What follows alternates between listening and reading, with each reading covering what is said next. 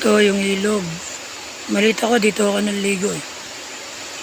Pero lumiit na po siya, dati malapad yan. Yan. Ito yung ilog na pinapaliguan namin dati nung mga bata pa kami. Nung kami ay elementary. 1975. Naligo ako dito. Yan, ayan na po. Yan tulay. Babayad po yan pag tatawid ka. Nagtaro sa may tricycle. Sa may kubo na yun. Ayan yung mga tricycle. Yan. Yan, papunta po yan ng Marikina. Yan, papunta ng Marikina po yan. Yan, papunta na po ng Marikina yan. Yung dulo ng ilog.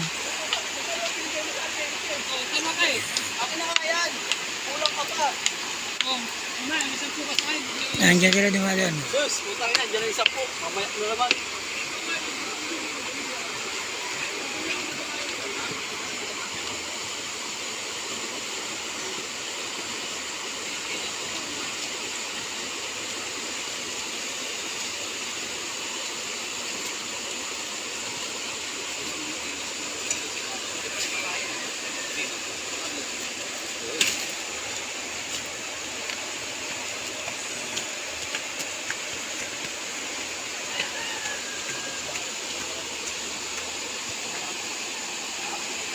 Dati masarap po maligo dyan.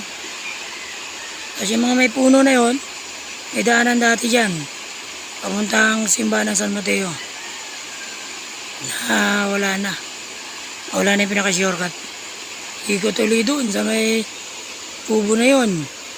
May kulay blue na trapal doon na ngayon ang daanan.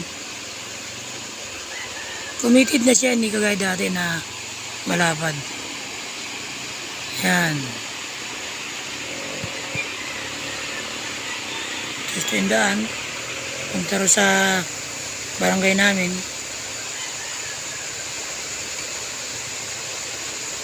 Yan.